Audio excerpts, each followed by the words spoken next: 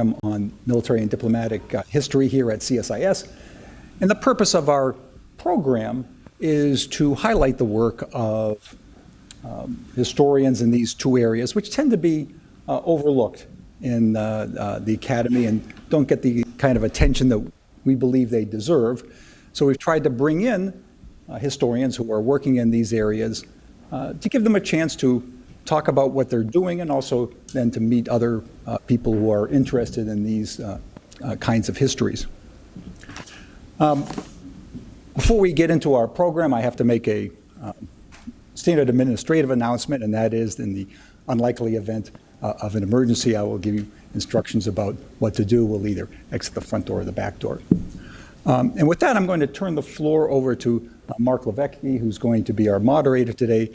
Mark is editor of a journal, Providence, that looks at the intersection, the connection between religion and politics and foreign affairs, and I think is particularly well positioned to moderate today's discussion. So over to you, Mark.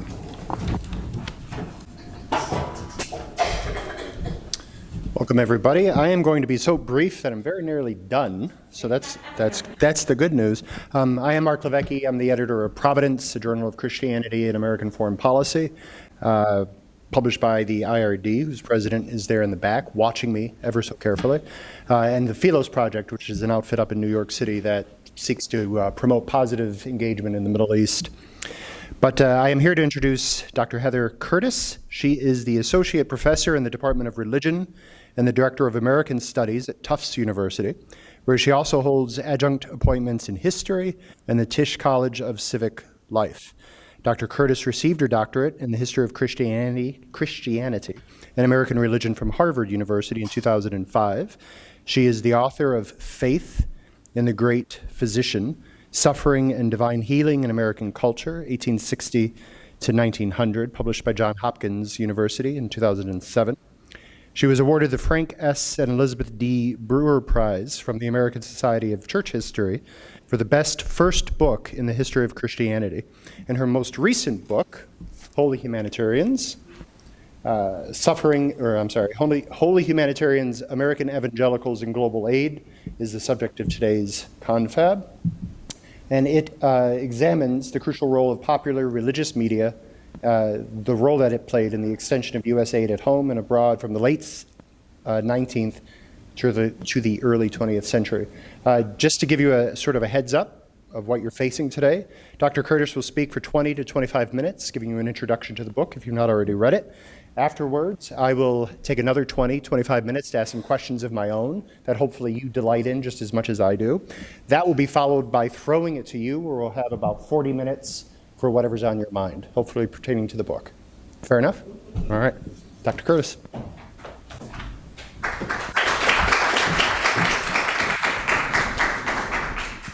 So I want to begin just by thanking all of you for taking time out of what I'm sure very busy schedules to be here to talk about my work today. And also especially to thank Mark Moyer, who is now of USAID, but was formerly here at CSIS, who invited me to come speak about this project, as well as to Mark Hansian for having me today, for Sam Byers, who coordinated many of the details related to this event, and to Mark Levecki for taking the time to read my work and talk about it. So you can see the slide up there. So as Mark said, I'm going to just give about 25 minutes to talk a little bit about the book. I'm drawing some of my talk from the book itself, and then I'm hoping that what I present here will raise some questions, especially for those of you who are working in issues of contemporary international aid or foreign policy. So, on the sunny afternoon of May 10th, 1900, an enthusiastic crowd flocked to Pier 1 in Brooklyn, New York, to offer prayers and blessing for the maiden voyage of the Navy steamship Quito. Packed with 5,000 tons of corn and seeds, the boat was bound for famine-stricken Bombay. Its mission, the venture's organizers explained, was to carry, quote, not only the life-saving gift of food to the starving multitudes of India, but also a tender message of love and sympathy from God's children on this side of the globe to those on the other. As the ship prepared to sail, supporters sang "My Country 'Tis of Thee" and listened to letters from President William McKinley, Secretary of State John Hay, and New York Governor Theodore Roosevelt, all of whom sent their regrets at not being present to praise this, quote, "splendid work of American benevolence for the rescue of starving India." The Assembly then turned its attention to the Reverend R.G. Hobbs, who offered this benediction.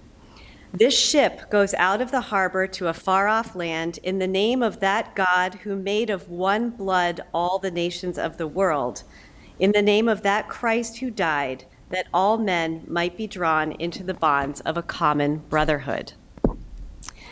The Quito's departure, as well as its celebrated arrival in Bombay Harbor in late June, was sponsored by the Christian Herald, the most influential religious newspaper in the United States at the turn of the 20th century. Purchased by the evangelical philanthropist Louis Klopsch in 1890, the New York-based weekly periodical had reached, quote, "a pinnacle of popularity as an organ of widespread humanitarianism by the time of the devastating India famine of 1900. Throughout the preceding decade, the enterprising Klopsch and his editorial partner, the charismatic Brooklyn preacher Thomas DeWitt Talmage, strove to make the Christian Herald, quote, "a medium of American bounty to the needy throughout the world." As pioneers in the practice of pictorial journalism, or photojournalism, we might call it today, Klopsch and Talmage took advantage of new photographic technologies to publicize humanitarian crises at home in the United States and around the globe. By deftly combining vivid images and graphic narratives of suffering with appeals to biblical injunctions about almsgiving and to deep-seated expectations about the United States' role as a redeemer nation, these entrepreneurial publicists induced readers to open their, quote, "hearts, hands, purses, and granaries to feed the hungry, to send or carry aid to the sick, and to spread the gospel message everywhere." So when news of the dire situation in India reached Klopsch in November of 1899, he and Talmage launched a vigorous rescue campaign, which included persuading the United States government to charter the Quito at a cost of $40,000, collecting 200,000 bushels of grain from farmers throughout the Midwest, and raising over $640,000 in cash contributions from thousands of donors throughout the United States through the Christian Herald.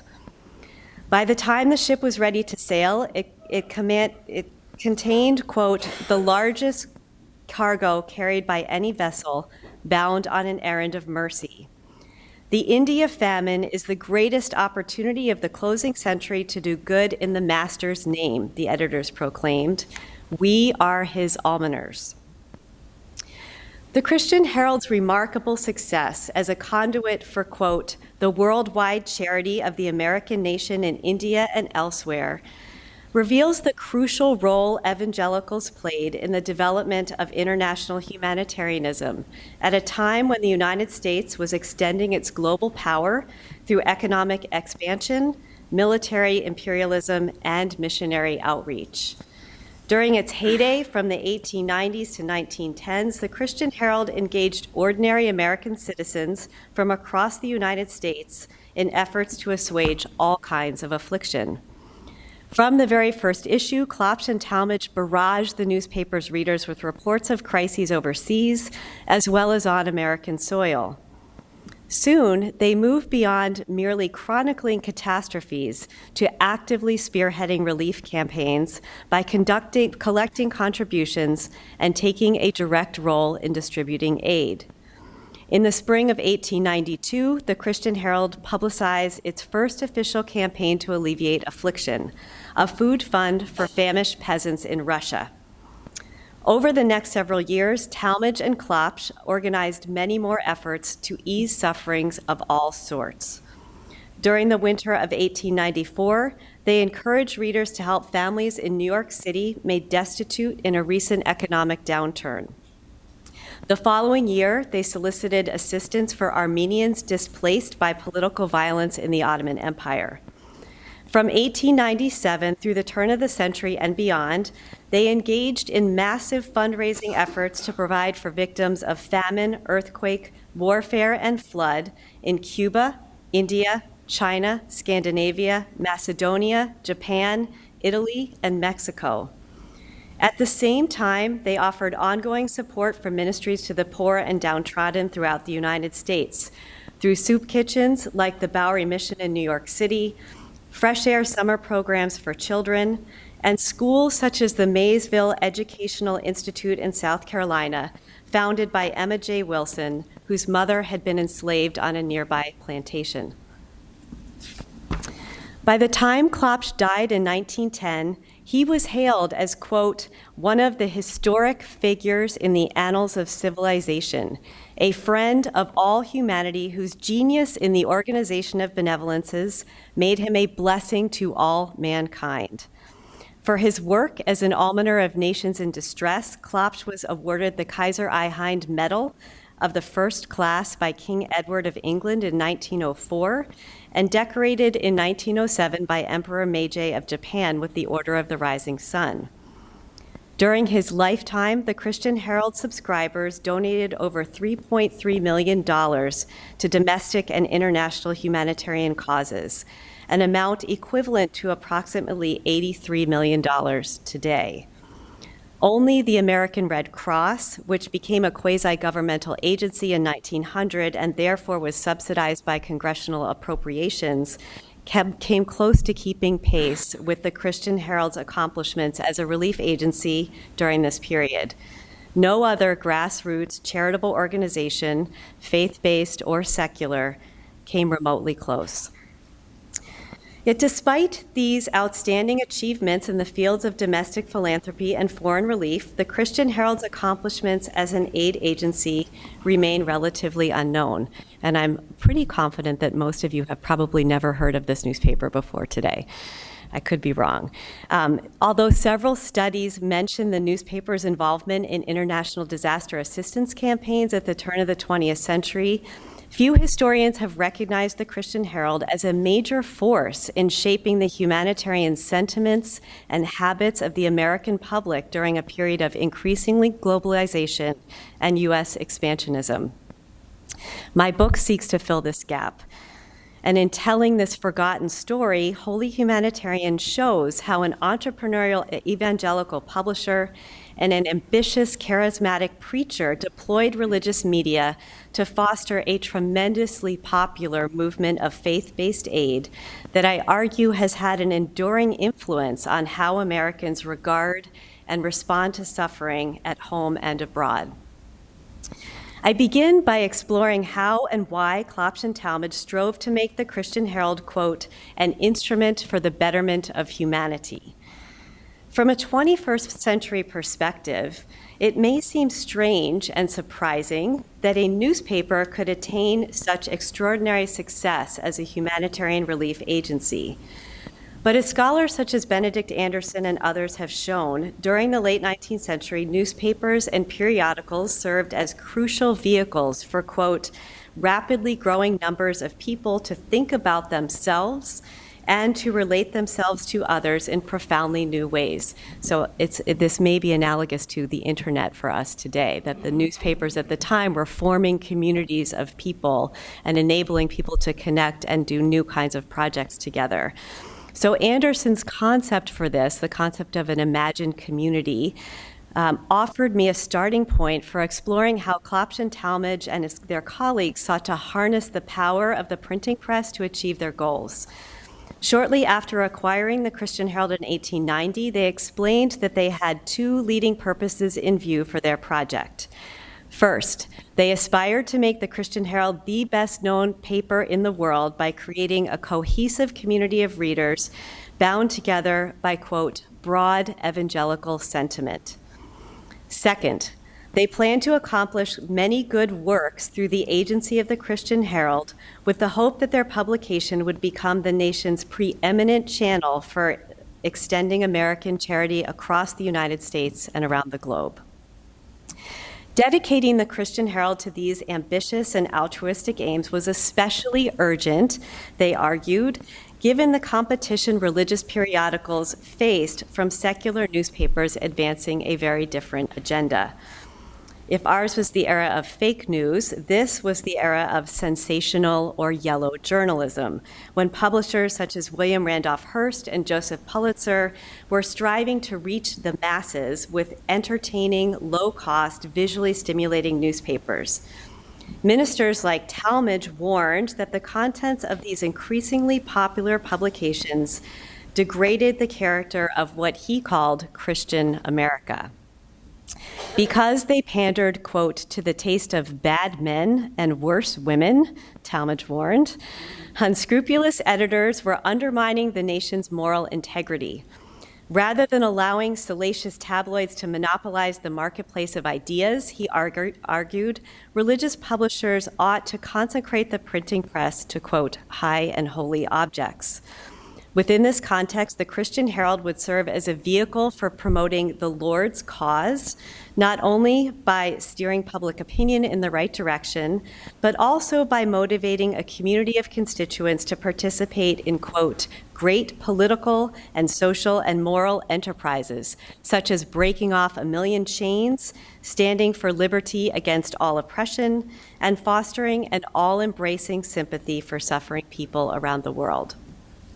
To attract readers away from unsavory periodicals and instead encourage them in good works that would shore up the United States' reputation as a Christian nation, Klopsch and Talmage eagerly employed many of the same innovative editorial practices, printing processes, and visual technologies that helped make their secular competitors so successful. Here we go.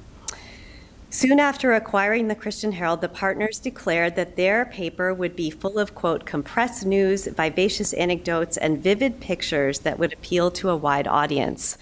By including up-to-date coverage of current events, entertaining serial stories, adventurous tales of missionary life, and even a little romance, these publicists aimed to provide a compelling alternative to tabloid magazines, as well as to somber and old-fashioned religious journals that emphasized doctrinal disputation or failed to keep up with contemporary topics.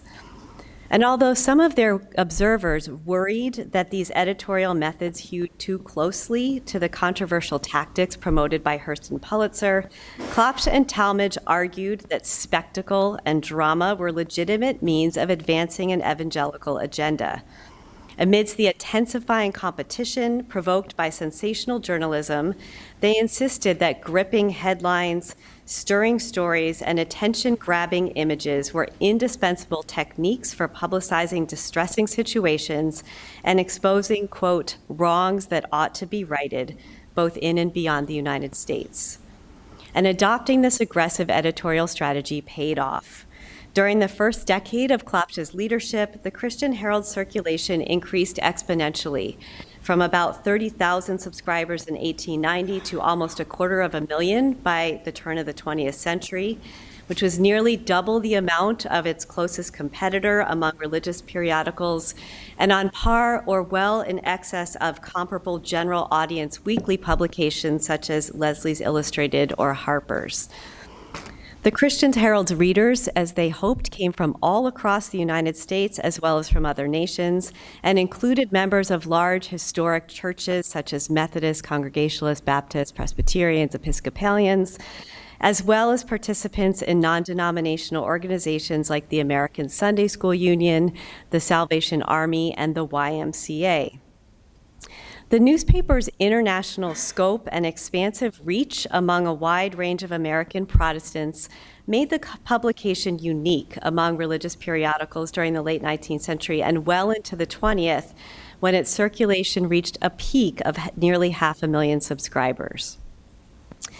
But what made this imagined community qualified to head the United States humanitarian mission? Throughout their tenure at the Christian Herald, Klopsch and Talmage offered several reasons why their publication was best equipped to serve as the nation's premier purveyor of domestic charity and global aid. First, they insisted that the newspaper's popularity among a broad and diverse constituency provided a national platform for raising awareness about affliction and soliciting funds to alleviate suffering. Unlike other periodicals with a regional focus or a particular religious affiliation, the Christian Herald appealed to the widest possible audience and was therefore able to procure donations from all segments of American society. Second, Klopsch and Talmage were committed to publishing audited statements of collections and disbursements at the close of every relief campaign to assure subscribers that the Christian Herald offered a trustworthy channel for their philanthropic endeavors. This practice of financial accountability set the newspaper apart from some rival aid agency, notably the American Red Cross, which was notorious in this era for its disorganized record-keeping. Klopsch and Talmage stressed several other advantages the Christian Herald held over Clara Barton's competing organization, and really the ARC was the Christian Herald's main nemesis during this period. Rather than employing paid staff members, who had to travel long distance to unfamiliar regions where they would not need to find housing, purchase food, and spend precious time acclimating themselves before distributing aid, the Christian Herald always sought to partner with local volunteers, often missionaries, who offered their services for free, knew the language, understood the culture, were familiar with the needs and conditions on the ground, and could therefore disseminate supplies quickly and effectively. Moreover, because the newspaper's subscription and advertising revenues could offset any cost of conducting humanitarian operations that might accrue, donors could be confident their gifts would go straight to people in need rather than to defray administrative and overhead expenses. And here in this picture, Klopsch is pictured with the Interdenominational Missionary Committee that allocated and dispersed the Quito's cargo during the 1900 India famine. With these arguments, Klopsch and Talmage persuaded many prominent government officials, foreign diplomats, religious leaders, influential businessmen, and ordinary citizens to support the Christian Herald's bid to become the nation's foremost provider of humanitarian relief. From the outset of their venture, they sought and obtained the backing of ambassadors, secretaries of state, congressmen, governors, and presidents. Talmage boasted that he counted Grover Cleveland and William McKinley as good friends, and Klopsch never failed to publicize commendations of the Christian Herald's benevolent work from Theodore Roosevelt, William Taft, and other high-ranking statesmen. When the Quito sailed out of Brooklyn Harbor, for example, Klopsch reported that President McKinley and Secretary of State John Hay had each contributed $100 to the aid effort. Several years before the India famine campaign, McKinley had actually appointed Klopsch to serve as one of 3 leaders of the Central Cuban Relief Committee, which was charged with the task of raising funds and distributing supplies on behalf of the United States State Department to starving Cuban civilians suffering under military rule in the lead up to the Spanish-American War. A few years later, in 1909, President William Taft accepted Klopsch's invitation to visit the Christian Herald's charitable work at the Bowery Mission in New York City. And during his remarks there, Taft acknowledged, quote, the enormous energy and tremendous power for good which Dr. Klopsch exercises through the Christian Herald in raising hundreds of thousands of dollars to relieve human suffering wherever it may be in the world. Klopsch and his colleagues received similar praise from influential figures in other nations. When they traveled to Russia in conjunction with the Christian Herald's first international humanitarian campaign, for example, Klopsch and Talmage were honored by the imperial family. Later, they would interact with diplomats, heads of state, and royals from Great Britain, China, Denmark, Finland, Italy, Japan, Norway, and Sweden. In their effort to establish the Christian Herald as the United States' most reliable and effective relief agency, Klopsch and Talmage also sought support for their aid campaigns from prominent businessmen, such as department store magnate John Wanamaker and bankers at Drexel Morgan and Company. However, because they insisted that almsgiving was not only the pursuit of a privileged elite, but a practice in which every Christian, no matter how humble, ought to participate, the partners sought to join forces with churches, missionary agencies, and benevolent organizations who were also striving to lessen suffering through outreach and reform. During their time at the helm of the Herald, Klopsch and Talmage worked closely with well-known religious leaders, including Frances Willard, who is president of the very powerful Women's Christian Temperance Union, with William Booth, who is the founder and first general of the Salvation Army. By fostering such an expansive and network of influential contacts, Klopsch and Talmage aimed to give the Christian Herald, quote, the highest imaginable prestige as a relief agency. Their phenomenal success showcases the vital part they and their many collaborators played in inspiring American Protestants from diverse backgrounds to extend compassion across national borders, racial and ethnic barriers, and religious boundaries. Through their energetic outreach and inventive methods, these evangelicals created a novel and extremely effective channel for the exercise of faith-based benevolence within and well beyond the United States. So why haven't you heard of them? Why has their story been forgotten, and what might be learned from remembering it? So subsequent generations have lost sight of the Christian Herald, in part because the records of the newspaper's efforts to engage its readers in so many charitable enterprises have not survived. Other than copies of the publication itself, some laudatory biographies of Klopsch and Talmage, and a few accounts and photographs like this one, scattered in government archives or other periodicals, documentation of the Christian Herald's humanitarian work during the late 19th and early 20th century has disappeared. Meanwhile, the Christian Herald's competition, agencies like the American Red Cross or the Carnegie and Rockefeller Foundations, have compiled vast archives chronicling the endeavors of celebrated leaders such as Clara Barton and John D. Rockefeller, people I'm sure you have all heard about. And as a result, most histories of humanitarianism have focused on these elite figures and the large-scale government agencies and philanthropic foundations that they have overseen. And therefore, according to many scholars, because these state-sponsored corporate charities work to professionalize the aid industry by adopting more scientific methods and insisting on supposedly secular approaches to relief and development, traditional modes of religious charity like the ones promoted by the Christian Herald declined after the turn of the 20th century.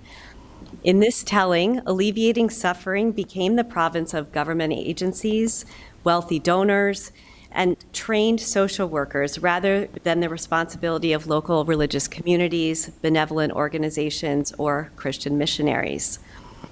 So one of my goals in recovering the forgotten history of the Christian Herald's efforts to assuage affliction is to offer a fuller account of how evangelical media and its consumers contributed to the development of American humanitarianism. Although it's true that the Christian Herald's relief campaigns may have been eclipsed by massive charitable foundations, professional social work, and state-sponsored aid programs, the newspaper's grassroots, volunteer, and unapologetically religious approach to relieving suffering had an enduring influence on the practice of philanthropy in the United States and has remained compelling for a considerable portion of the American population to the present day, as scholars such as Melanie McAllister, David King, and even New York Times journalist Nicholas Kristof have convincingly demonstrated. So what does this history of the Christian Herald teach us about American evangelicals and global humanitarianism? What lasting effects have Klopsch, Talmage, and their associates had on the fields of domestic charity and international aid? And what are the implications of their legacy for the ethics and practice of philanthropy and foreign aid in the present? So to find out, you're going to have to read the book. But I'm going to give just a very, very brief foretaste. And to do that, I want to talk a little bit about the image on the cover.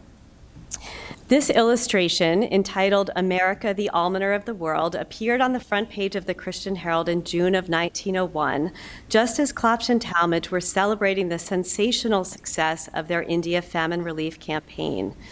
And also, and not coincidentally, amid growing criticism of American imperialism and military atrocities in the Philippines, as well as increasingly vocal outcries about brutal and ongoing violence against African Americans in the United States. brought forcefully to national attention by the publication in 1900 of Ida B. Wells Barnett's Lynch Law in America, in which she condemned the extrajudicial, quote, wholesale slaughter of Black men, women, and children as, quote, our country's national crime. It was precisely at this moment of mounting anxiety about and direct attacks on the United States' status as a Christian nation that the Christian Herald published this image on its cover. Surrounded by ragged children, veiled women, and poorly or half-clothed men of varying hues, the regally clad figure of America towers above her pitiable petitioners. In one hand, the solemn lady holds a book, perhaps a Bible, while with the other she drops a measure of grain into the empty baskets at her feet. Sitting on the ground are a naked child and a gaunt turbaned man representing the starving people of India.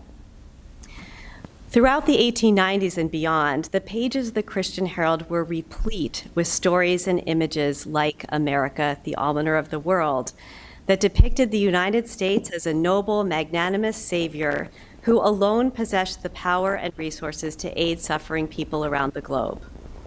Through representations like this one, Klopsch and his colleagues reinforced the notion that the American nation was divinely ordained and uniquely qualified to uplift the downtrodden, unshackle the oppressed, and become the world's, quote, most generous benefactor in times of famine, plague, flood, and earthquake.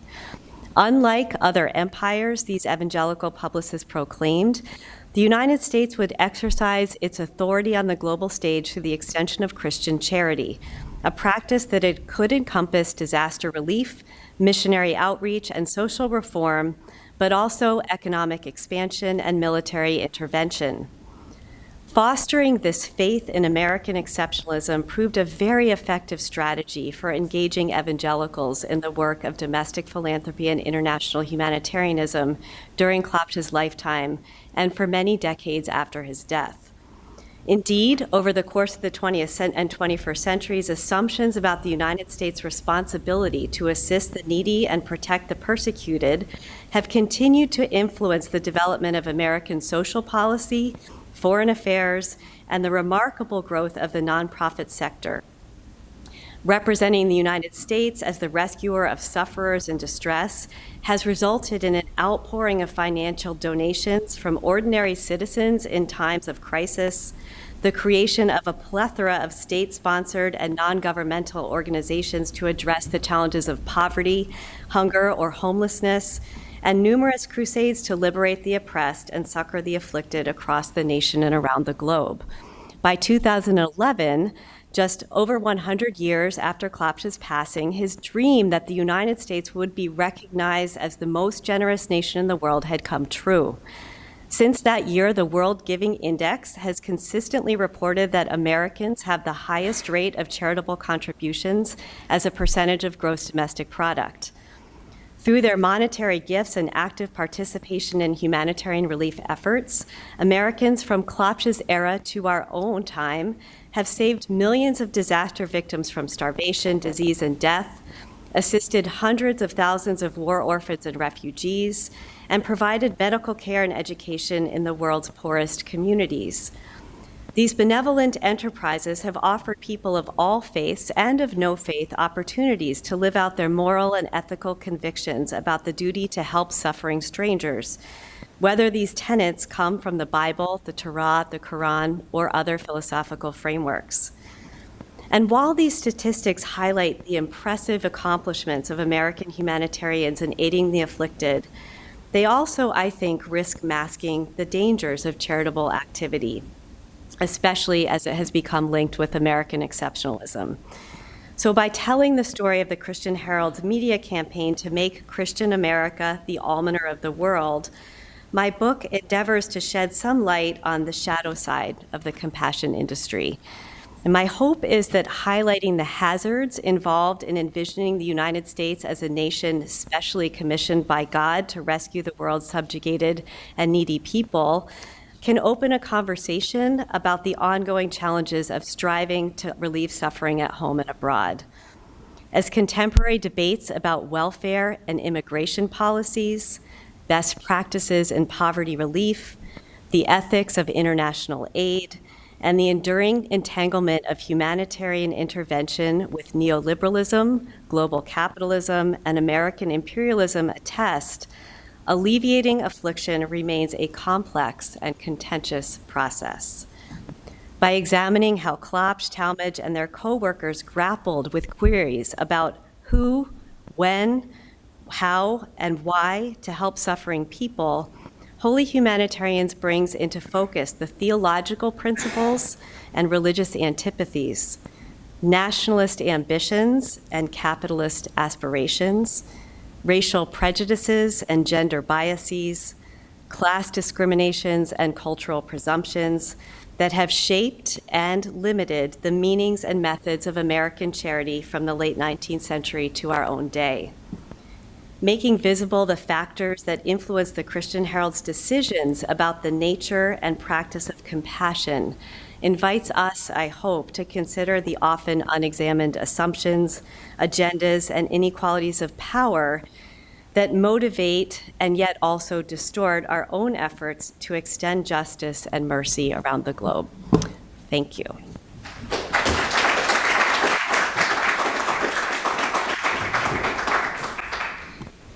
Very good. Thank you very much. As I said, I will ask the first several questions, and then we'll throw it open. The first question is going to require a little bit of setup, so bear with me. I'm going to tee off of your conclusion regarding American exceptionalism. I want to connect that question. I want to connect American exceptionalism to a question about American military intervention, coming to be described by Klopsch and Talmage as, under certain circumstances, being a form of humanitarian intervention, much to the consternation of some of the readers, and probably some contemporary observers. When Talmage was editorializing on the crisis in Cuba in the late 1800s, he pointed to American power, which he asserted made the U.S. the equal among the greatest of nations. And he merged that with the U.S. long-standing commitment to the ideals of freedom, democracy, and Christian morality. Now, this combination, Talmage then suggested, means that the United States is uniquely positioned to influence global events by pursuing a foreign policy based on the Golden Rule. Now, this wasn't without theological tension. Talmage, you note in the book, asserted that Christianity is a religion of peace. Nevertheless, he suggested that in the Cuban crisis, for instance, even the staunchest pacifist could take solace in understanding that American intervention in Cuba was not an act of aggression, but rather a fight forced upon us by considerations of humanity. Now, in light of this, Talmage then made a clear reference to Paul's letter to the Roman Church when he asserted, quote, God has put into our hands a sword to vindicate and deliver those who have been oppressed. So in Cuba and similar cases, therefore, he said, like the Good Samaritan, the United States was coming to the aid of the suffering stranger. All in all, I think you argue this had the effect of transforming the theological ethics of American Christians. You write, quote, as the United States continued to extend its economic, military, and political power around the world, the concept of imperial humanitarianism replaced pacifism as the dominant framework through which American evangelicals came to envision the nation's global mission. Now, I see this as a form of American exceptionalism, kind of as the Spider-Man ethic, right? With great power comes great responsibility. Talmage's possible qualification seems to be that with great and benevolent power comes great responsibility. So from all that, two questions, and I'll put them both to you at once. The first is, can you expand on the debates that Klopsch and Talmage helped prompt regarding whether military intervention is an acceptable form of humanitarian assistance? And then second, and a little bit of setup on this as well, there's a spectrum across which Christians have thought about warfare. Pacifism and just war arguably occupy the principal positions, but there are shades and near cousins of both. Where do the editors of the Christian Herald fall on this spectrum? About Cuba, for instance, Talmage, I think it was Talmage, suggested that we are binding the wounds of Cuba and we are being wounded for her sake by obeying biblical principles of sympathy and self-sacrifice.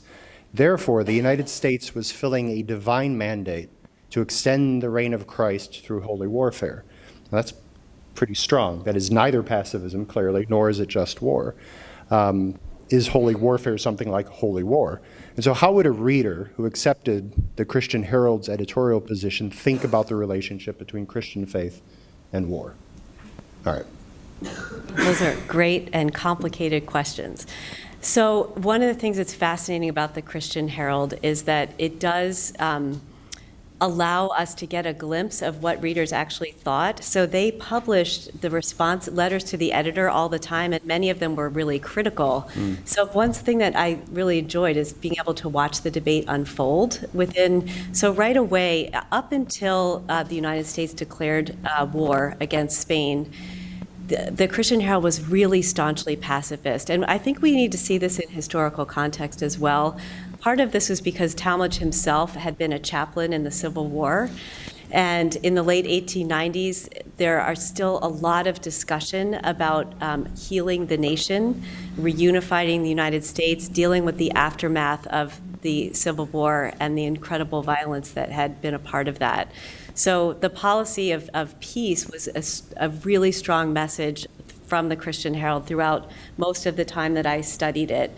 And Klopsch himself had gone after he had, you saw the slide of him up there as being on the Cuban Relief Commission, had come back from his time working in Cuba to distribute aid supplies to speak with McKinley personally, arguing against a declaration of war. Partly because he argued this would undermine all of the humanitarian work that was going on in Cuba at the time. I think his direct words were something like, the minute you declare war, you will sign the death warrant of over 100,000 reconcentrados who are now receiving aid. So even Klopsch and Talmage weren't fully aligned on whether pacifism in this particular situation or declaring war against Spain to liberate Cubans who were striving for independence was the right policy. As soon as war is declared, they get on board very quickly and sort of start articulating these very sort of what I call full-throated support for the United States position.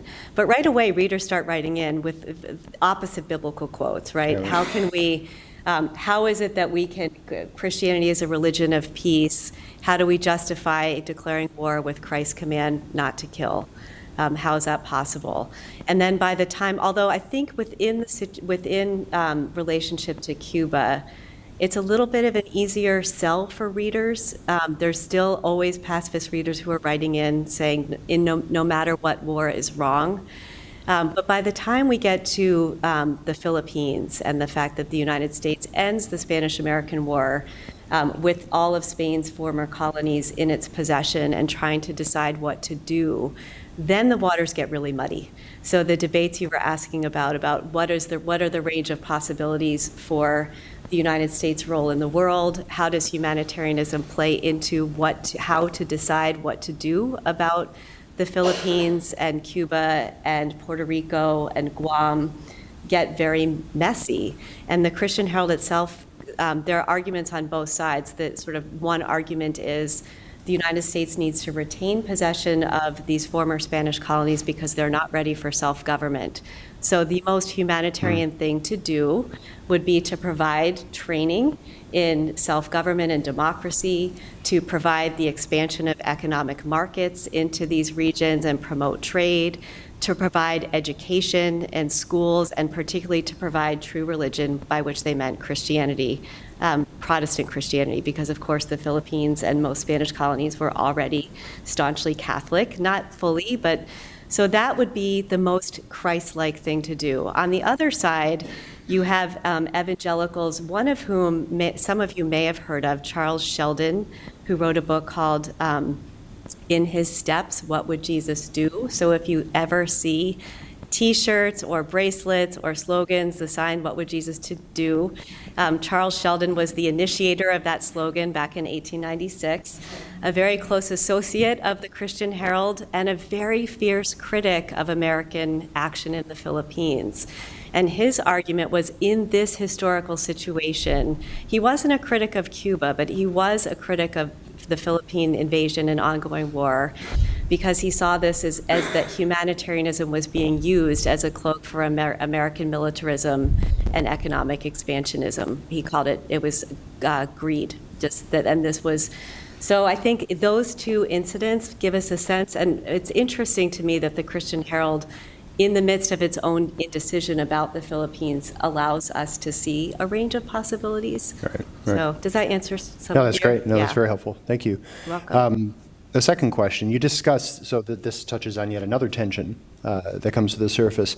You discussed that while many American evangelicals became convinced that although it's true that human suffering makes brothers and sisters of all mankind, Christian America, nevertheless, had a special obligation to aid those who share our own democratic ideals, economic aspirations, and theological heritage. So these tensions came to a head with the Constantinople earthquake, and then hard on its heels, the Armenian genocide. So can you say more about these tensions within the historic events and how they played out in the pages of Christian Herald? Sure. So in 1894, there was a massive earthquake in Constantinople that affected all of the residents of that city, and the Christian Herald mounted another one of its relief campaigns to provide for the survivors of that event.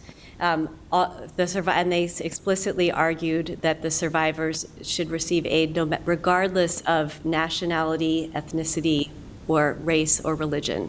So this meant that they were committed to helping not just Christians, and they knew about this earthquake actually from American missionaries who were in the region, not just Christians, but also Jews and Muslims in the period. And this was really a unique step, I think, in the history of American humanitarianism. Up until that time, most humanitarian movements were abetted and aided by local communities in the U.S. who were raising money for their fellow Irish potato famine sufferers, right? So Irish in the U.S. were reaching out because the Irish in Ireland were suffering.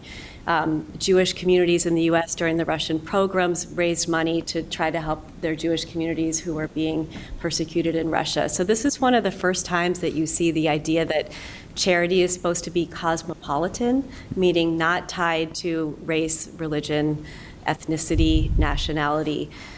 But as Mark said, right after the Christian Herald's campaign got started, accounts started to filter back to the United States about the massacres of Christian Armenians in this region.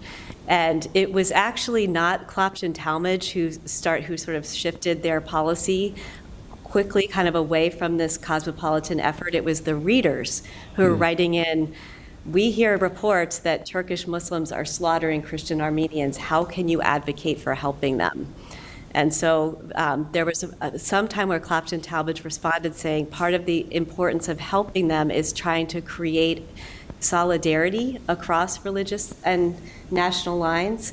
But part of helping them is and to try to sort of get rid of these old animosities, but they were sort of overpowered by reader resistance to this, and pretty soon shifted, sort of quietly closed their Constantinople earthquake campaign and started a new one to help the victims of Armenian massacres, in which very quickly all of the rhetoric that shaped that reader response about Turkish Muslims being not part of the family of humanity came back into play. So I talk about this as a shift from an experiment with cosmopolitan compassion that very quickly is overtaken by tribal charity, kind of that reassertion of a tribal ethic.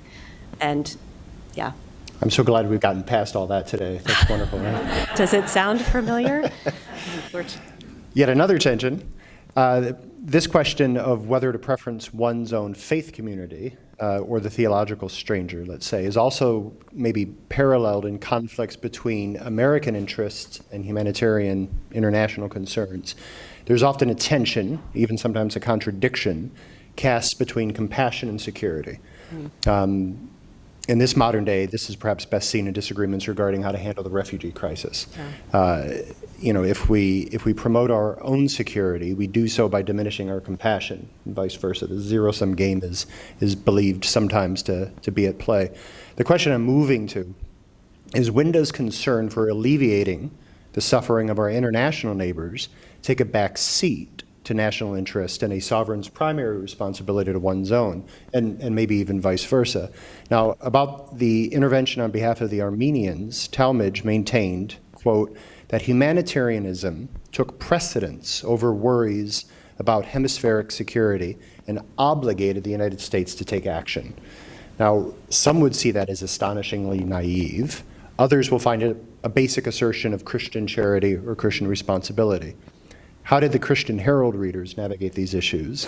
And did the Christian Herald ever find a way to cast these assertions in terms that weren't strictly religious, that could appeal to a wider, readership? Yeah, so great question. I think that the zero-sum game, it's either this or that, is one that they actually tried to avoid from the very beginning. So they would always lead with the idea that we should be involved in humanitarian aid because this is what the Bible commands us to do. This is a way of imitating Christ. This is a way of living out your own life as a Christian and the way that the United States can live out its calling as a Christian nation, a Redeemer nation.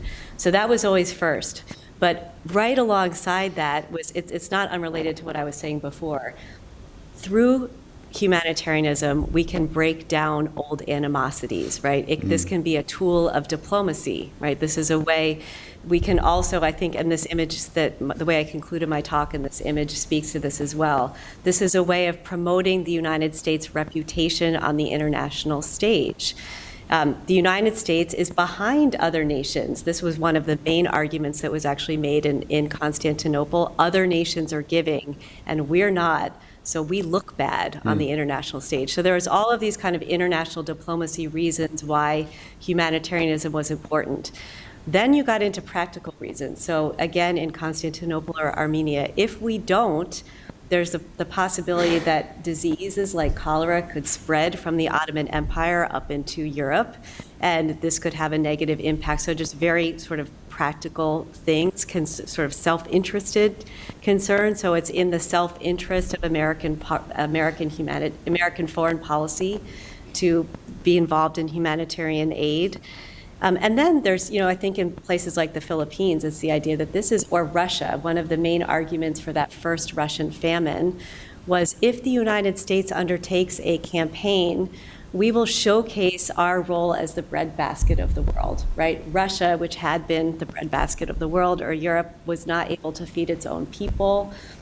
So if the United States can show how well our farmers are producing grain, this will open export markets for us and try to. So there was all kinds of other motivations in addition to the Christian motivation that they very clearly promoted. So they were always trying to see it as this is good because God commands it, and it's also good because it's good for the interest of the United States politically and economically. Right. That would drive the Kantian crazy, but that works for me. So, I worked for over 12 years in Central Europe. And among much else, I regularly interacted with American short-term missionary groups. And what quickly came to the surface is that there is a tension sometimes between American energy and good intention and local need.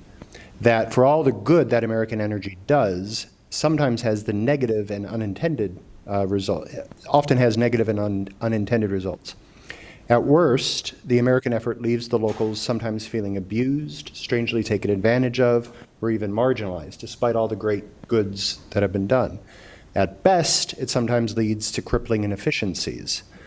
What does the career of the Christian Herald reveal about the importance of local missionaries and local communities being drawn in as partners with American energies in humanitarian efforts like aid delivery and such? So this is exactly sort of the crux of the fight between the American Red Cross and the Christian Herald at the time. So the Christian Herald so there's two ways of answering it. I mean, on the one hand, it's really clear when you look at what the Christian Herald did that they definitely exploited humanitarian crises around the world to sell newspapers and promote their brand. And so I could definitely see how local people might be really, at the time, offended by the fact that their suffering was involved in what was, there weren't not-for-profits at the time, so the Christian Herald was not a not-for-profit organization. So that piece is there for sure. But their model that I was describing in my talk of actually collecting money and then partnering with either missionaries on the ground or local communities, local relief committees they argued really strongly with Clara Barton, like, this is the better way, right? As opposed to Clara Barton herself going to Armenia, which she did. And she was able ultimately to enter the Ottoman Empire to help with the assistance of Armenians because she was able to argue that she was religiously neutral. But at the same time, she was wildly ineffective in delivering aid there. And her staff members had to be paid, they had to travel, they had to figure out the lay of the land. So in the long run, the much more effective work was done by missionaries who had been there for decades that Klopsch would send money to and figure out how to work with local partners. In India, you saw the picture up there, working with an interdenominational missionary committee of various denominations. And they had to work out among themselves with the local communities that they had been a part of for years. How do we best distribute aid? How is this going to work? And there were local partners as well, local Christians. One of the most famous is, Julie, you know her probably, a woman named Pandita Ramabai, who was a convert to Christianity and ran a huge orphanage and shelter for Hindu widows, and in the famines took in thousands of Indian widows. And American missionaries actually went to her because suddenly they weren't experienced. They were experienced on the ground, but they're not experienced when all of a sudden they have parents bringing children to drop off at the missionary station to have food. So the missionaries went to Ramabai and said, how do we do this? How do we organize ourselves to be able to feed and house and educate that hundreds of orphans? So that's probably the best case that I saw of partnership. And then Ramabai herself then used the Christian Herald to write directly to readers and maintained a long-term relationship with American partners herself. So I don't know if that answered. I mean, I think that tension between the Red Cross and the Christian Herald was fascinating to watch play out. Klopsch got in trouble for it as well. So when he went to Cuba, he went to Cuba. Clara Barton was already there, and supplies were rotting on the docks, and things weren't going well. And so he went straight to the U.S. consul, but also to Cuban railway officials, a Cuban doctor, and then he was accused for being in alliance with the Spanish as a result of this. So it was complicated. That was Clara Barton's charge, is that you're really just a mouthpiece for the Spanish now, trying to maintain peace in Cuba because you're involving local people. We don't know if she was right or not. All right. Oh, very good. Thanks. One final question, then we'll open it up. And this has to do with technique. You described them as innovative techniques used by the Herald to promote their efforts in igniting American compassion. I think at some point you call it the appeal of the appalling. I'm interested in the use of images, how they prompt maybe repugnance over the suffering that the innocent are facing, and how this repugnance in turn then promotes charitable action. Well, one question about this is simply, first, how innovative was it at the time?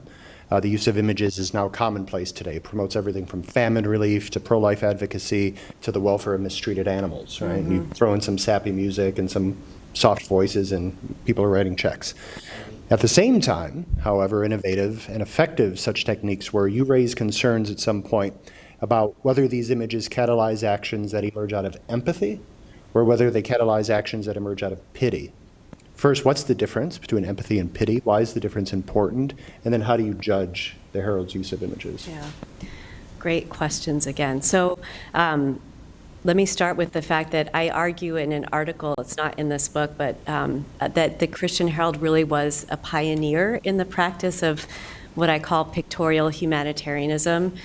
They weren't the first ever to photograph, suffering people, but because of their missionary connections, missionaries would send, they had sort of a unique access in a way to the pictures of what was going on the ground. And I looked at their use of this famine photography, we might call it, in comparison to other periodicals of the time, and found that they produced far and above the number of images as something like even their sensational competitors like the New York World.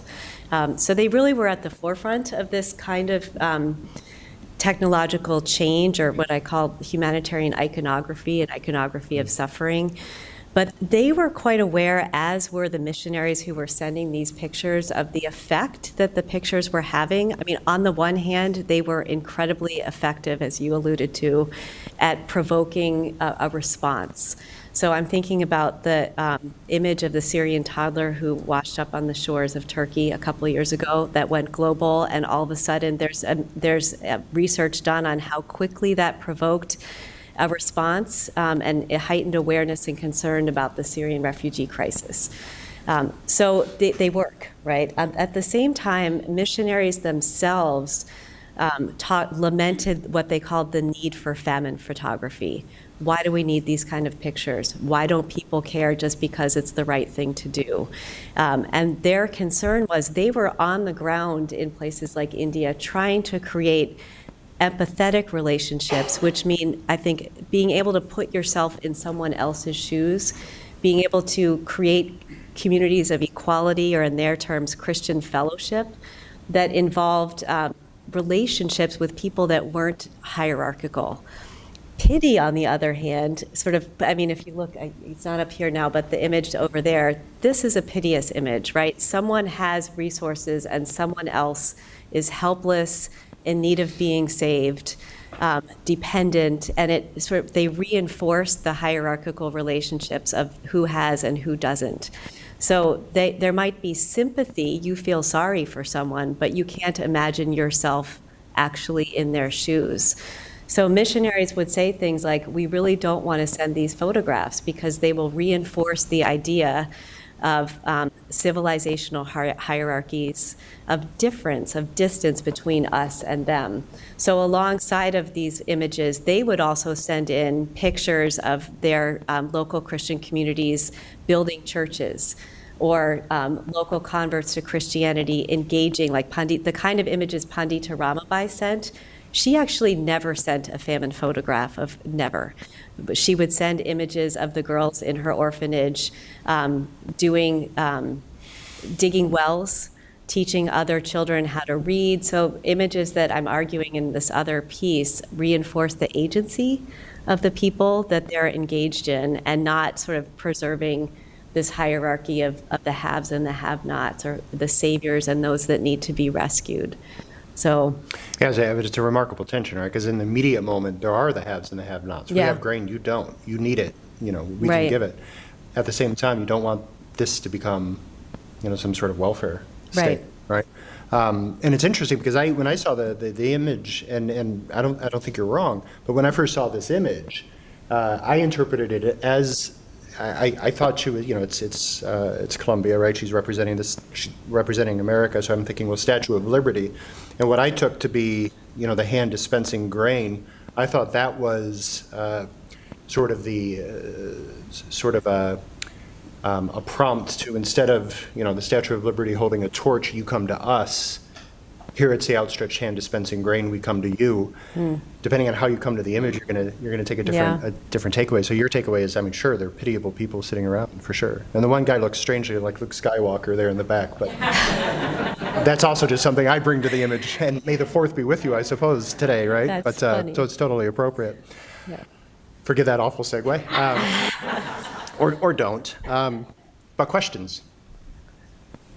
If I can just make a quick announcement, if anyone is watching online, they're welcome to comment on the YouTube video, and we will try to get questions in from online as well. And they can tweet at us as well, at CSISPMDH. We'll try to get those questions up from online. Great, thanks. And I guess wait for a microphone to come to you, but in the front here.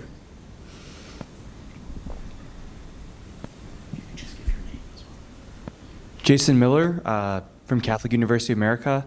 What were the denominational backgrounds of the leaders of the Christian Herald, and even the people who wrote in or those who read? Was it across Christianity, or were there from more denominational groups? Great question. So Talmage himself was a Christian Reformed minister that then became a Presbyterian and oversaw what was at the time the largest church in America, the Brooklyn Tabernacle, which was technically Presbyterian, but he explicitly downplayed its denominational affiliation with the idea of trying to have I think I mentioned this idea of a broad evangelical sentiment. And I should say that evangelical in the 19th century meant something quite different than what it means in contemporary.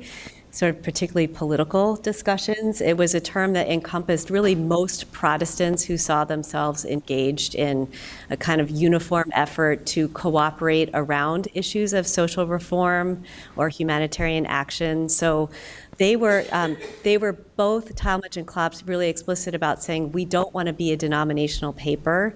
We are not going to talk about any kind of doctrinal disputes between denominations, and we're going to try to create unity and a community through doing sort of common good works. That was their strategy. And partly this was because at the time, doctrinal disputes between different Christian groups and within denominations were really hot. And so part of I think their broader project in trying to sort of maintain the integrity of this idea that they had of Christian America was, how can we overcome this fragmentation?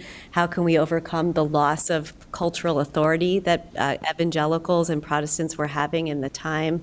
And instead of focusing on what divides us, we're going to try to have some kind of common enterprise. So, yeah, so everybody read it, and not just, and also that's true of like the Salvation Army, the YMCA, all these other groups that were in some ways doing a similar thing, trying to get beyond particularities in Protestant communities. In the back. My name is Chalice McDonough. I work for the World Food Program. Thank you. Chalice McDonough from the World Food Program. And I'm curious, when you were talking about in 1901, they were sort of writing on the success of the India famine relief campaign. And I'm curious about how they would have framed the idea of success of one of these campaigns. Was it success because they succeeded in raising a lot of funds and support from Americans, or is it success because of what they were actually able to achieve with that on the ground? Because it strikes me as a humanitarian professional that the effect of a single shipment of food and actually stopping a famine or a catastrophe at that scale would likely be relatively minimal. So I'm just wondering about how they framed the idea of success. Well, they were really master publicists. So part of their idea of success was they would publish these huge list of donors. So one of the ideas was if you gave any money to the Christian Herald, you also got a benefit because you could get your name in the paper. So part of it was success in terms of what I was just talking about. We have succeeded in gathering together a community of American almoners who have shown their generosity of the American Christian nation and raised all of this money to send to famine relief in India. So part of this, I do really think the success is about the United States and its own image and sort of self-image. But at the same time, they did maintain, especially in that situation in India, they set up some longer terms. They were actually at the forefront of the idea of orphan adoption. So they had American partners who would adopt one of what they called the India famine waifs, and they had kind of ongoing, this was true in Armenia as well, they had ongoing relationships with these missionaries.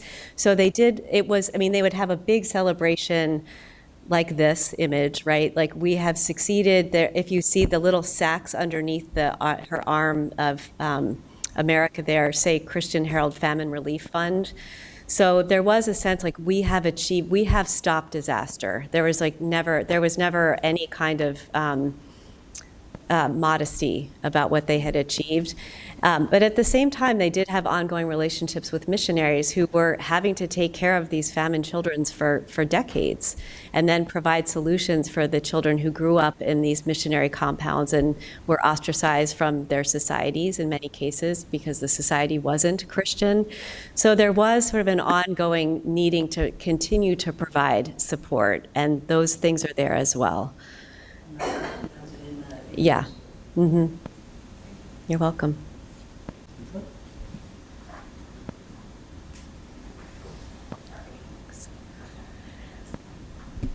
Thanks, Bill Lietzau, and I don't work for anyone relevant. And I have a question, though, about, and you may not be able to, it might be a bit of a hypothetical of a past and how they would view things today, but I don't know to what extent in researching this you might have been able to speak to how, or you might be able to speak to how the Christian Herald community would have viewed state direct involvement in humanitarian aid. And it seems, even if this is attempting to be more non-denominational. It's still an evangelical. It's got Christian written right on it, yet Yeah, it's yeah. personified as American. And Yeah. you've mentioned several times that this is a way America is made to look good. Yet when I choose where to give my dollar today, there would be probably a nonprofit organization or a non-governmental organization that would get the same dollar as would have been donated then. But now it seems that there's much more competition from a U.S. government, a USAID, Yep. which doesn't have Christian on the rice bag anywhere. Yeah. And I don't know how that, was there any discussion of that then? Were they just pushing for state involvement, or was that a concern? It's such an interesting question because I do think, a lot of time has passed, right? So, and a lot of things that the U.S. state has developed in ways that they couldn't have imagined at the time. So there was no USAID. There was no formal branch of the United States government that was charged with providing humanitarian relief.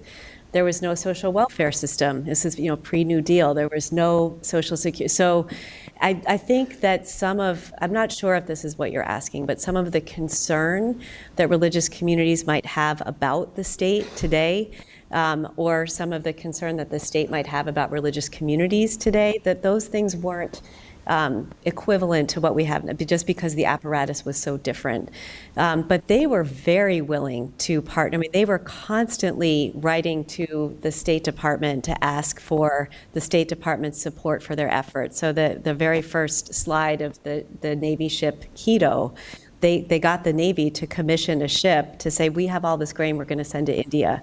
They did that again in China. They were always intervening with the government. CLOPS was very, very happy to serve on the State Department's Central Cuban Relief Commission. And I think if they had had their way, it would have been their organization and not the Red Cross, which was an explicitly not a denominational, non-sectarian, religiously neutral agency, at least in theory, that was selected to partner with the U.S. government. So part of the story is that the government chooses in the end not to adopt the Christian Relief Agency as its a way forward, and to choose an agency that was more in line with, I guess they didn't really use the term separation of church and state, but that's how we might see it now. Does that make sense? Does that answer your question? Yeah, they didn't have any concern about the state, and it's partly because the state wasn't equipped yet to do some of this work. Yeah. But I'm start here and work back. Okay. I'm making you put on the miles, I'm sorry. Thank you very much for this Thank you. presentation. I'm Gene Dewey, formerly the State Department and the United Nations.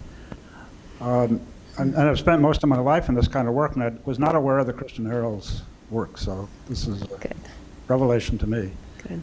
It seems if, this is more of a comment than a question, but it seems if some of the practical lessons that you've discussed are so relevant today, and it has to do with the measure of effectiveness of our aid. If you have people on the ground, boots on the ground, whether they're missionary boots or people who are monitoring the effects, which we did in the State Department when I was Assistant Secretary for Population, Refugees, and Migration, we would have people on the ground reporting back how well it's going, and kept that check on the metrics of what was happening. The other lesson is the Christian Herald work seemed to be based more on, again because of the boots they had on the ground, on supply humanitarianism needs humanitarianism rather than supply humanitarianism. Today, too much, we give what we have more of or more than we need, and sometimes neglect the assessment on the ground of what the people need on the ground. And a huge example of that was the first modern humanitarian disaster was the Nigerian Biafra War. And probably most people won't remember the huge collection of food supplies from the children and families of New York on St. Patrick's Cathedral, supervised by Pat Nixon. And these supplies were taken down to the A.B. Nathan Mercy ship, which went to Sao Tome, which is one of the bases that flew into Biafra on the dangerous night airlift. And these were favorite foods of the children of New York, all of their favorite breakfast foods. And the pilots who'd been flying this dangerous airlift, they refused to fly it because they knew the Biafran children or the Biafran people would not eat it. And what they needed were the things that the Joint Church Aid was getting in and what the U.S. government was getting in through the World Food Program. So I think that was a tremendous lapse in our humanitarian effort. When I went to Sao Tome, I talked to the governor about the contributions. He said, well, it's really a pathetic thing. He said, I couldn't use most of it. I gave after the pilots refused to fly it, I gave what I could to the schools. That didn't take very much of it in Sao Tome, and they said the rest of it I just had to pile into the garbage dump. Said you can go down and take a look at it, and I have pictures today of the results of the A.B. Nathan Mercy Ship. Yeah. So it's a valuable lesson. Yeah, Thank you very much. Thank you. I just want to say, I think that tension was still present in the Christian Herald's time as well. What did tend to work, I mean, sometimes Klopsch in his enthusiasm would say, we're going to send, so many tons of grain to India. And the missionaries wrote back and said, you can't plant the kinds of seeds in India that you're sending. So send us cash so that we can purchase grain locally for the people here, because part of the India famine problem, it wasn't actually only a problem of the lack of the monsoon, it was a problem of the way that grain markets were being cornered and the way in which the British government was or wasn't providing transportation of grain within, so there was a political problem as well as a natural disaster. And so the fact that they had this communication network, eventually, there were times when a similar thing happened. If Klopsch would listen to the missionaries, then he would usually change the practice and say, okay, forget about shipping all of the grain from the granaries of the Midwest to New York to put on a ship to send to Bombay. Instead, just send us money. So, yeah. Please. So thank you so much. You've given me my next book to read, and this is fascinating. My name is Yoni Bach. I work in the international relief space, but my question is actually about domestic. And you mentioned at the beginning that the Christian Herald focused on both domestic and international, and yet this conversation and the focus, as invariably happens, shifts to international. Why is that? And can you talk a little bit about what happened when they did try to talk about domestic issues and what the balance was on par between domestic concerns and international? Yeah, thank you. Well, part of the reason why we're focusing on that is because of the audience. So I pitched this talk in this particular way. Last Thursday, I was actually speaking at the Bowery Mission in New York City, which is the remaining charitable organization of the Christian Herald, which it ceased publication as a newspaper in the early 1990s. But it still exists through the Bowery Mission, which is a soup kitchen, homeless shelter, and a whole array of related ministries in New York City. So I wanted to title the book something different, and I didn't win. So the book itself, I think, is probably maybe equally focused on the Christian Herald's domestic efforts. And so they were located in New York City at the height of the Gilded Age. This is also like the era of Andrew Carnegie, sort of the beginnings of the millionaire class. And they were really involved in debates about the way in which sort of growing wealth inequality was happening in the United States at the time, about debates about whether or not, like, who deserved aid in the city, and these things I think are still very relevant. Do you decide when we all walk outside from here and you see someone ask you for money, do you decide to give them money, or because you're not sure what they're going to do with it? How do you determine who needs help? The Bowery Mission itself was really criticized for providing help to anyone who came in for a free meal by sort of the scientific charity folks at the time, who wanted to say you shouldn't give help unless you investigate whether somebody is going to use it wisely and really deserves it. So all of that stuff it's fascinating to me how those debates about domestic charity did or did not translate into their international aid work as well. And I think when you read the book, you'll see that they were involved in a whole array of their own ministries in New York, but then they also asked people who were involved in all kinds of projects around the country.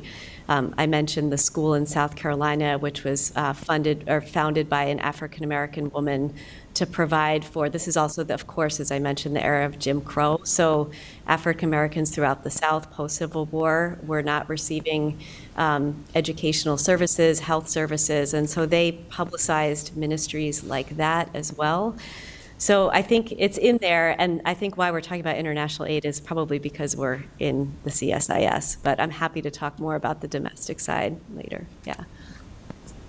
But the erudite-looking young man right there who must have outstanding employers. I'm Harry Green, intern with, sorry, can you folks hear me all right? Okay. Harry Green, intern with Providence, here with my magnificent employers. If I may swing your focus back internationally again, at this point I was particularly curious about their perspective towards African aid, just because I remember there was some discourse, some tension between American and European approaches in that part of the world. And I was curious in two regards, with regards to the sort of colonial administrations, is how did the Christian Herald respond to the concept of imperial exercise by the Europeans versus US government action, and how did they respond to certain humanitarian actions, sort of humanitarian catastrophes that were more political in nature, particularly the Herero genocide in Namibia? So, so part of when I was talking about American exceptionalism before and sort of saying that the United States was better than other European empires or other empires in general was precisely because of the way they saw European empires conducting themselves in Africa. They were, at the same time, they walked a fine line because, of course, they did see at this point in history the British as really important allies, and but they wanted to say, we're going to do aid differently than other empires. And so I think Africa was a case where the United States didn't have imperial interest, at least not as overtly as the colonial powers in Europe did. They, at the same time, they also had missionary partners all over Africa, so that was, again, sort of the primary way. During the time I looked at, there was no African relief campaign. Like, there was no major disaster that they publicized in terms of an earthquake, a famine, a flood. They would publicize sort of minor crises in terms of the scale of things that they looked at from missionaries.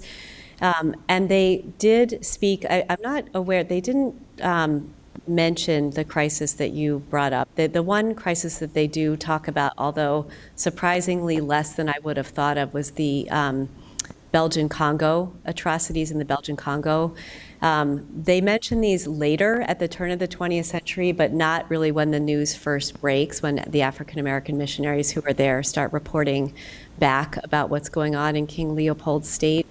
Later on they do, but it's, yeah, so I think because, I mean, I think if I want to take a step back and think about them as publicists who are trying to sell newspapers, part of it is like, what is the most interesting crisis going on? And if there's not anything of a magnitude that they think they can interest their readers in, they're not going to put it on the front page. And I think that there are, as I mentioned before, I do think there are issues of race involved in why that is as well. Yeah. This gentleman back's been waiting all day. About a half dozen years ago, David Hollinger was in town and gave a talk on what eventually became his current book. At that time, he called it The Missionary Boomerang. But he wound up saying that missionaries didn't accomplish much abroad, but accomplished a lot in the United States. Yeah. What does your experience with the Christian Herald was always, I guess about 20 years before things started changing in the United States. Does your experience with the Christian Herald have any commentary on his interpretation of the missionary I actually abroad? have his book like sitting on the passenger seat of my car. It's called Protestants Abroad, How American Missionaries Tried to Change the World but End Up Changing America. And it's about the way that many missionary kids in particular came back to the United States and became the founders of Asian studies departments in universities, became the sort of the core of the U.S. State Department, because of course these were the people who knew the languages, knew the culture, became important in the CIA and other. So I do think we were talking earlier at lunch about this sort of supposed separation between sort of the bureaucracy of the United States and religious communities. And if you look at Hollinger's book, he really upends that idea. And I think, I mean, I'm actually interested in reading that book about thinking now about the ways that many of the partnerships that the Christian Herald formed abroad, to what extent did some of the communities and relationships they created, that when people came to the United States in the 1890s, what kind of effect did they have? And I'm not sure I have the answer to that question yet. I do think, I guess I would take issue with him a little bit, in that I do think missionaries had a tremendous influence on many of the countries in which they were involved. I mean, you'd have to go case by case, of course, but I think in some places... Right. I mean, establishing educational institutions that are still in existence. I think, especially in Africa, I just have a friend who wrote a book about decolonization in French Africa and how important the Catholic students who had been trained by missionaries there were in the early government apparatuses. So I'm not so sure I agree with him that missionaries are insignificant around the world, but I do think he's really onto something at looking again at even what I was describing before. The missionaries are writing home and saying, we don't need seeds, we need money. And these kind of transnational connections that flow through channels of both diplomacy but also religion, that I think he's trying, and many historians are trying to uncover, to sort of get beyond some of the divides that we've been discussing earlier between, like, somehow we have this pure separation between church and state in the United States. And if you actually start like scratching a little bit at the history, it's many of our institutions in the U.S. have been deeply shaped, as well as, you know, the newspapers I've been discussing, by these international connections that missions made possible. One more question right here, please.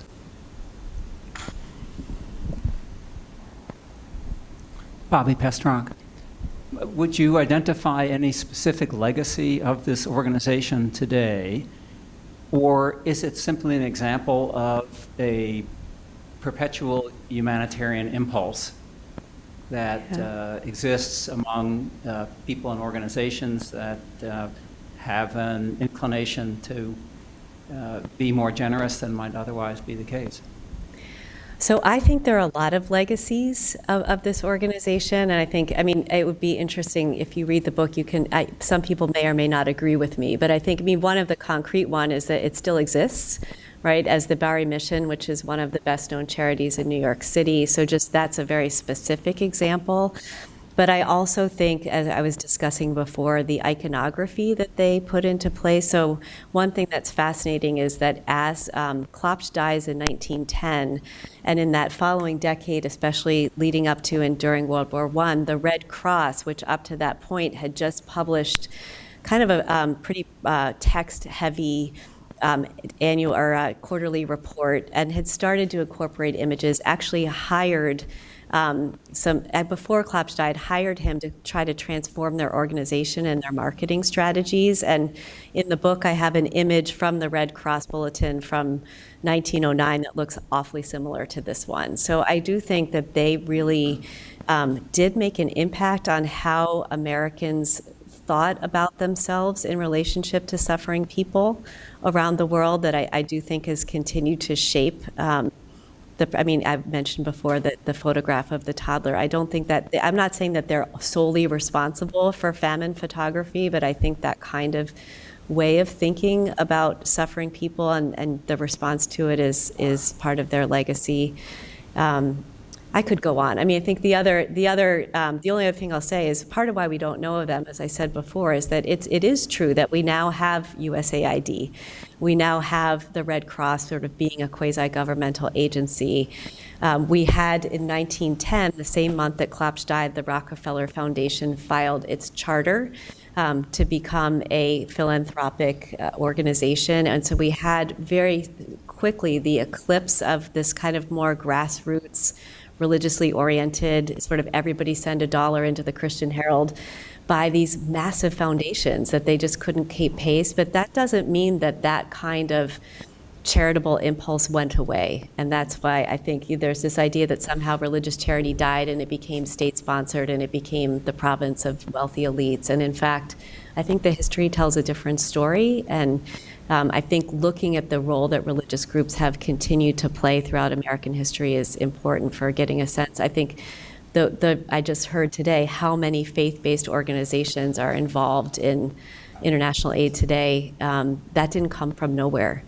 So, yeah, so I would say yes. I think it has a lot of, I think it's, on the one hand, of course, there are continuities with sort of what did you call it, sort of a perpetual humanitarian impulse, but I also think that there's some historical specificity that's worth thinking about.